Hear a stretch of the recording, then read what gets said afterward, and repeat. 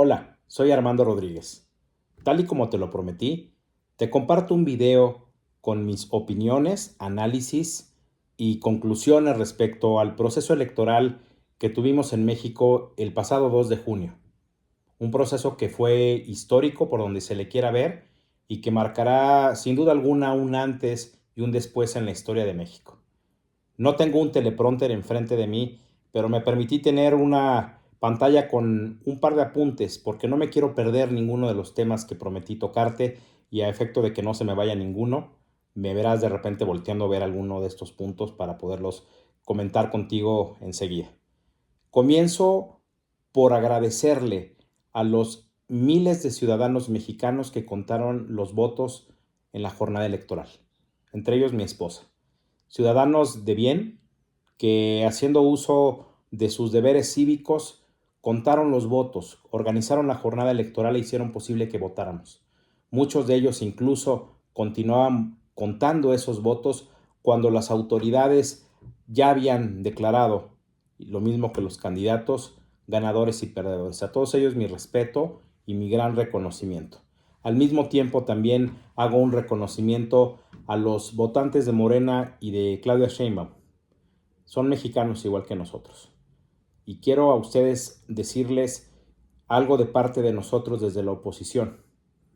Les queremos comentar que el motivo por el que nosotros votamos y la forma como lo hicimos el pasado 2 de junio obedeció al México que estamos viendo. Un México totalmente secuestrado por el crimen organizado, algo que ya no queremos. 800,000 muertos en la pandemia, de los cuales 300,000 de ellos pudieron haber sido evitados y fueron atribuibles al gobierno. Casi 200,000 muertos en homicidios a manos del crimen organizado. 50,000 desaparecidos. Un México que se debate entre el desempleo y la inflación, entre la corrupción al más alto nivel, comenzando por los propios hijos del presidente, y la más terrible impunidad para quienes han abusado del uso de sus cargos públicos, algo que no puede seguir así en México. Un México de falta de oportunidades que a nosotros nos mueve y nos ha significado incluso movilizarnos en las calles cuando ha habido una amenaza directa desde el poder por desaparecer los contrapesos y a los órganos autónomos y al Instituto Nacional Electoral. Eso es para nosotros fundamental y es el México que nosotros queremos. Pero también somos conscientes de que es el México que no va a ocurrir a partir de la votación del 2 de junio.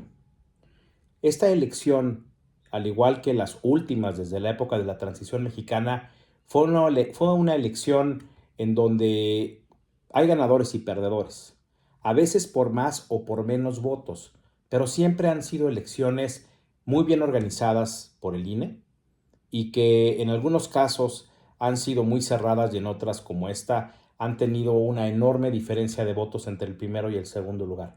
En todos esos casos, lo mismo si fueron 250,000 votos de diferencia como en 2006 a números cerrados o 19 millones de votos como ahorita, hay ganadores y perdedores. México no ha tenido ningún fraude electoral en su historia democrática que comenzó en 1996 y concluyó en 2018. No ha habido un solo fraude electoral. Tampoco hubo fraude electoral en 2024. Sin embargo, la aritmética no es lo mismo que la legitimidad. Y si bien los votos están bien contados, si bien hay un ganador, en este caso una ganadora muy clara, que es la doctora Claudia Sheinbaum, la candidata del gobierno, también es importante decir que nos enfrentamos a una elección terriblemente injusta. El término elección de Estado, que ha estado en boga, en boca de mucha gente, en artículos, en redes sociales, en los comunicadores, no es solamente una frase hueca, es parte de una realidad. Esta es la elección más injusta en la historia democrática del país. Ya por no hablar del México anterior a esos años, donde un partido hegemónico era el que determinaba prácticamente quién iba a ser el presidente de México en la siguiente elección, en donde sí era un mero trámite. Aquí nos enfrentamos a un presidente de la República que no se comportó como un jefe de Estado, sino que utilizó los 6 años de su gobierno para fungir como coordinador de campaña de su partido. Un presidente que se dedicó a golpear a la oposición y a sus adversarios políticos desde la mañanera. Alguien que utilizó decenas de cientos, miles y millones de pesos de gasto en programas electorales para comprar los votos, a manos incluso de cerca de 30,000 de los así llamados servidores de la nación que se dedicaron a tocar todas las puertas de nuestro país para hacerle ver a la gente que ese apoyo social, ese programa, no era producto de un esfuerzo del Estado mexicano, sino que era un regalo que el presidente López Obrador les hacía a ellos, lo mismo que la candidata Claudia Sheinbaum, como si lo hubieran pagado de su bolsa y no fuera dinero de los contribuyentes el que lo hiciera posible. La amenaza que se hizo ante no pocos de los beneficiarios, prácticamente todos de esos programas sociales, fue decisivo también en el voto, a decir de los estudios y análisis que hoy ya conocemos, en donde sabemos que prácticamente 8 de cada 10 de los beneficiarios de esos programas sociales votaron por la candidata del gobierno. Es una elección muy injusta también porque el crimen organizado, en componenda con el poder, se dedicó a todo lo largo y ancho del país a operar la votación a favor de la candidata del gobierno. En un país en donde, según cifras oficiales y extraoficiales, cerca del 30% del territorio nacional está tomado por el crimen organizado, no es poco. Y esto me parece verdaderamente lamentable. Es una situación que no debe de quedar impune. Y si bien es verdad que hay un reconocimiento al resultado último de la elección con una ganadora clara, también es verdad que debe de tomarse medidas importantes para evitar que esto vuelva a ocurrir. México está viviendo una regresión autoritaria sumamente preocupante. 35 años hacia atrás hemos regresado y nos colocamos de nuevo en 1988, en una época en donde no había contrapesos y en donde había un uso y abuso del poder que era francamente desolador como para el país y era totalmente injusto y lamentable a los ojos de quien lo quisiera ver. Ejemplos hay muchos y eso es lo que vimos en esta elección del 2 de junio. Un abuso del Estado para imponer a una candidata por encima de la oposición. Por supuesto que el resultado hubiera sido muy diferente si nada de eso hubiera ocurrido.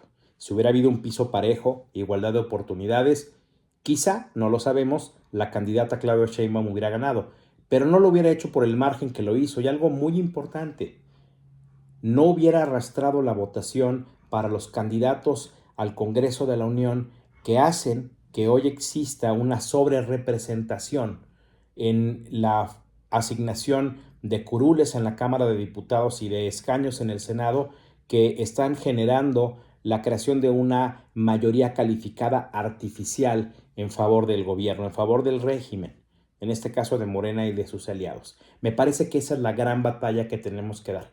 Es una batalla que va a concluir hasta el 23 de agosto, todavía le faltan varios meses, pero que es ahí en donde tenemos que poner los puntos sobre las is, en evitar a como dé lugar esa mayoría calificada ilegal por ser un fraude a la Constitución y por no corresponder a la voluntad de millones de electores mexicanos. Y es importante evitar esa mayoría calificada porque esos legisladores podrían cambiar la Constitución y ya han anunciado desde el día mismo de la victoria electoral hasta hoy mismo incluso, que van a utilizarla a partir del fatídico mes de septiembre para continuar la destrucción institucional. Septiembre es un mes clave porque es el último del gobierno del presidente López Obrador y sería el mes, esos 30 días, en donde él contaría con una mayoría calificada en ambas cámaras del Congreso de la Unión, ya por no decir que la tiene sobradamente en las legislaturas locales, donde se requieren 17 legislaturas locales y Morena tiene 23. Entonces, la gran pelea está en el Congreso, de manera particular en la Cámara de Diputados, para evitar que se dé esa destrucción por el bien de México. Es lo que queremos evitar. México está sufriendo esa regresión y lo que estamos viendo es que esto, a final de cuentas, es el tema que nos debe de ocupar de manera inmediata. Parafraseando a Mario Vargas Llosa, estamos viviendo la conformación de una dictadura perfecta 2.0, en donde se pretende aglutinar y concentrar aún más el poder en manos de una sola persona. Y sabemos que los referentes en la historia de México y del mundo nos han dicho que eso es trágico. México desafortunadamente ha dejado de ser una democracia funcional. Hoy en día es un régimen autoritario el que nos rige y francamente nos estamos ya encaminando a ser una dictadura a partir de que tome posesión la nueva presidenta y de que el nuevo Congreso se ha conformado. Desafortunadamente ya estamos a punto de ser una dictadura, como le ocurrió a muchos países, incluso de América Latina, que llegaron a ser incluso democracias, como Venezuela, por ejemplo, y terminaron convirtiéndose en dictaduras, y en este caso dictaduras comunistas. Es algo francamente lamentable. Ahora bien, lo que hemos visto también en estos días es que las declaraciones y amenazas del obradorismo por desmantelar nuestro régimen democrático y por desaparecer instituciones clave para la democracia, para los contrapesos y para el Estado de Derecho han tenido un impacto en los mercados. Los mercados daban por hecho que la candidata del gobierno iba a ganar, pero no daban por sentado una mayoría calificada en el Congreso, y eso los puso muy nerviosos. Y es aquí donde tenemos el peso a nuestra moneda, con un declive alarmante en estos días en la paridad cambiaria, y el dólar pareciera que se está convirtiendo en el último dique que tenemos de contención, de contrapeso frente a los excesos y lo que se ha declarado en estos días. Es el dólar que les está poniendo una contención, porque contra el dólar no existen diatribas en las mañaneras, no existen órdenes de aprehensión, no existen investigaciones de la UIF, no existen la revelación de datos personales por parte del SAT, no existe una embestida del Estado contra el tipo de cambio. Eso no se puede hacer, como lo ha hecho el presidente, como lo hizo 6 años contra sus adversarios políticos. Hay que tener cuidado con la paridad cambiaria y con los mensajes que se mandan en los mercados internacionales. La política siempre ha estado asociada con la economía y con las finanzas. Tenemos muchos ejemplos lamentables en la historia al respecto. Ahí están los famosos llamados errores de diciembre o el error de diciembre entre el presidente saliente Carlos Salinas hace 30 años y el entrante Ernesto Zedillo. Ojalá y no estemos viviendo ahora los llamados errores de junio por el exceso de declaraciones destructivas que han hecho diversos personajes desde Morena y desde el poder. México ha tenido muchas elecciones en donde las clases medias han apoyado candidaturas que en su momento levantaron una enorme expectativa y esperanza. Y quiero traerte rápidamente a recuento 3 momentos clave en donde hubo candidatos impulsados por la clase media que eran personajes que eran independientes del régimen y que se constituían en una suerte de esperanza. Te hablo de José Vasconcelos en 1929, de Juan Andrew Almazán en 1940 y de la candidatura en donde tanto Cuauhtémoc Cárdenas como Manuel Cloutier, el Maquío, fueron los dos grandes opositores al régimen del partido hegemónico priista en 1988. De manera particular, la elección de Vasconcelos, un profesor universitario muy prestigiado, con una enorme carrera de apostolado educativo, que creó la SEP, que creó el escudo de la UNAM, de la cual fue rector y que le hizo tanto bien a México, es un ejemplo claro de lo que se hizo mal y lo que se puede hacer ahora. En esos meses previos a la elección de 1929, a José Vasconcelos, uno de sus alumnos más cercanos, que era Manuel Gómez Morín, le mandó una serie de cartas en donde le proponía que en lugar de que lanzara su candidatura de manera individual, al estilo de Francisco I. Madero, que era, digamos, el referente de Vasconcelos, lo hiciera a partir de una estructura partidista. Vasconcelos no le hizo caso a Gómez Morín.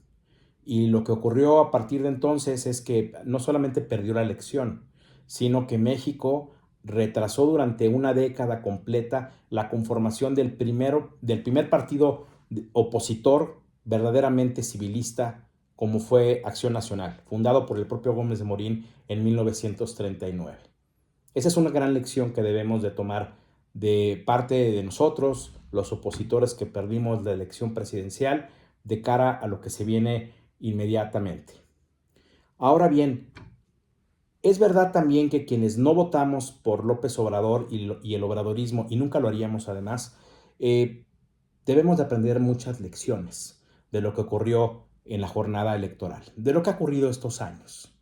¿Por qué ganó Morena? ¿Por qué ganó el obradorismo? ¿Y por qué fue derrotada la oposición de la manera como lo hizo?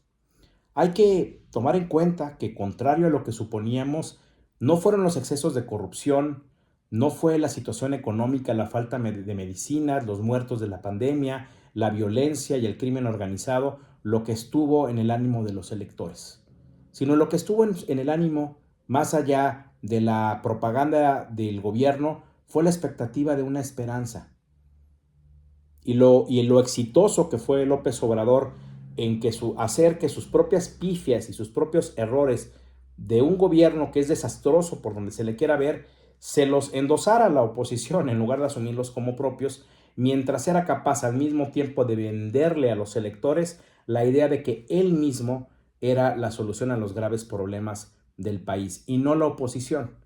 La oposición, desde luego, no ayudó mucho en esto ante la carencia real de figuras que pudieran hacer la diferencia. Figuras de largo tiempo, pues López Obrador lleva 25 años haciendo campaña. Era imposible que con una candidatura de menos de un año se pudiera hacer la diferencia. Y además ante el grave desprestigio de muchos de los personajes que están ahí en la propia oposición.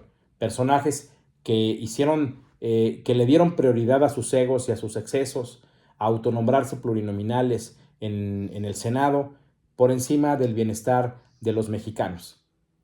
Esos personajes y todo el impulso que hicieron al proceso electoral en contra de lo que el sentido común llamaba, pues tuvieron un resultado que ahora conocemos, el resultado electoral. Y en cambio, el régimen, López Obrador y su grupo fueron muy eficientes en acercarse a la gente, en tocar puertas y en lograr hacerle ver a la gente que ellos eran la respuesta ante algo que es muy claro en cualquier campaña electoral, que los electores votan por aquello que les quita el sueño o por aquello que los hace soñar. Y la oposición no logró ser esa esperanza que México requería para este 2024. Lo que ahora sigue, lo que vamos a ver ahora, es una nueva reedición del partido de Estado, del partido hegemónico, que es algo que creíamos ya ido, después de 70 años de que el PRI ostentó esa categoría. Lo que vamos a ver ahora es un partido totalizador. Y por totalizador me refiero a un partido en donde caben todos, de todos los, de dulce, de chile, de manteca, de todos los signos políticos, de todas las ideologías, sin importar si no es honesto, si es corrupto, por el hecho de ser corrupto pero estar en el partido obtiene la absolución, si es de izquierda, si es de derecha, un partido totalizador en donde quepan todos. Eso es lo que ya era Morena y lo va a hacer todavía aún más. Y ante este escenario totalizador en donde se va a fustigar y a arrinconar aún más a los disidentes y a la oposición, lo que vamos a ver es una fuga de talentos aún mayor de la que ahora tenemos, de todos los institutos políticos que se van a terminar vaciando para engrosar las filas del obradorismo. Una enorme cantidad, decenas, miles de oportunistas que brincarán de barco simplemente para obtener un hueso u obtener una canonjía o un privilegio por parte del poder, tránsfugas políticos que simplemente, como lo han hecho, lo seguirán haciendo brincando de un partido político a otro. Eso es lo que se viene en el futuro inmediato y es algo que desafortunadamente va a prevalecer en México por muchos años, pues hemos regresado, como les dije al inicio, 35 años hacia atrás, si no es que más, y esto es muy lamentable para nuestro país.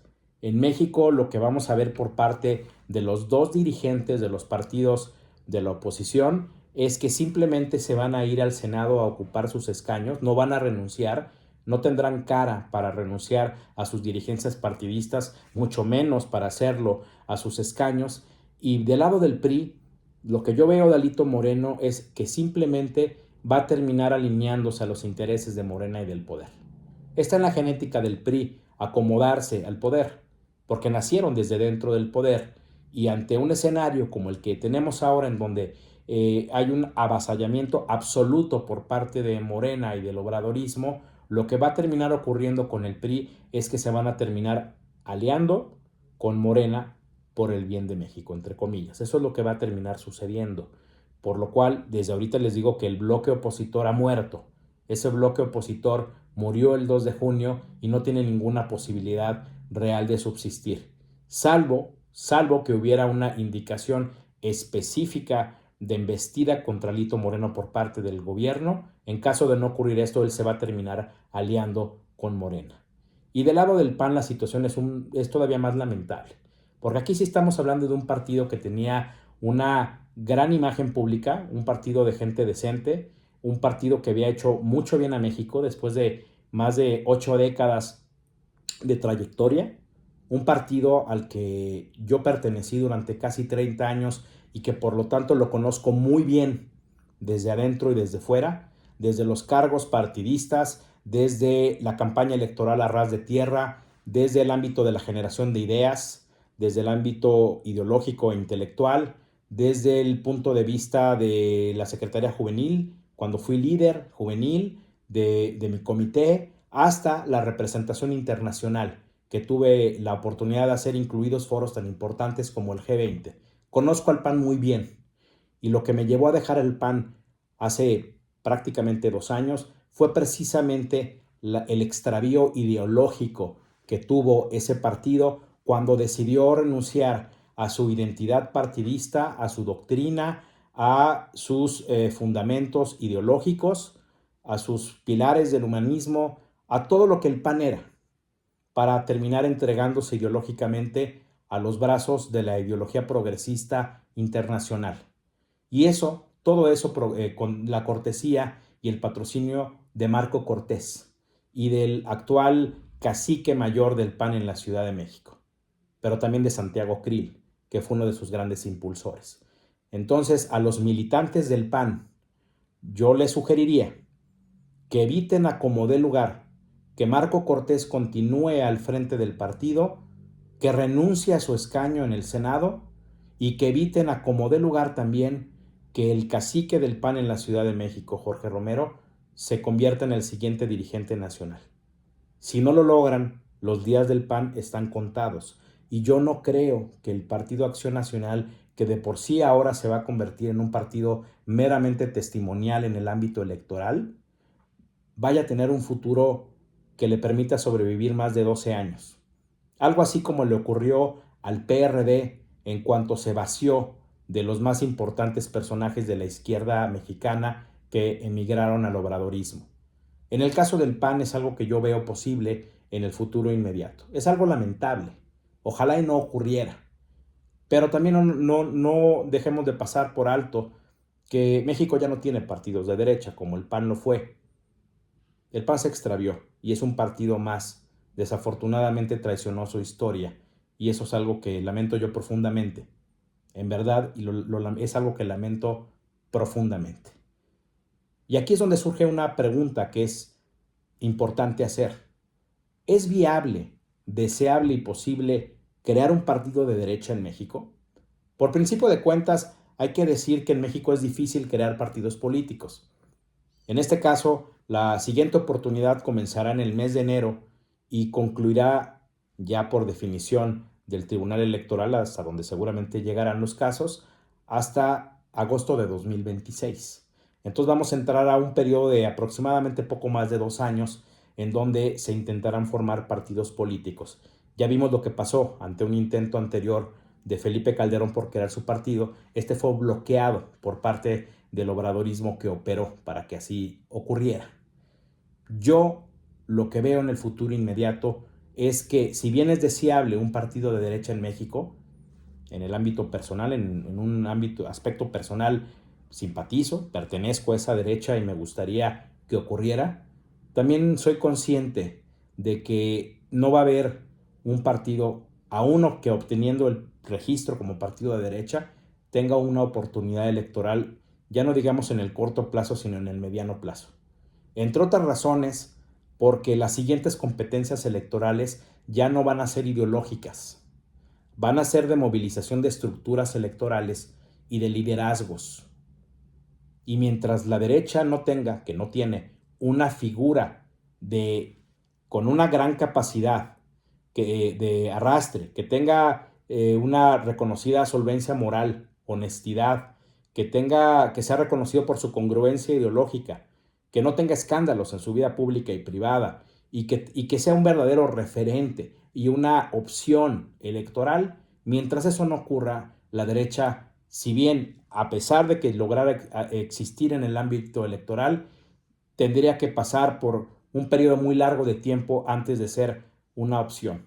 Digamos que es como la brega de eternidad que decían los panistas y que ahora tendrían un cambio de partido de derecha para seguir ese largo camino que llevara a un éxito ante un futuro bastante lejano.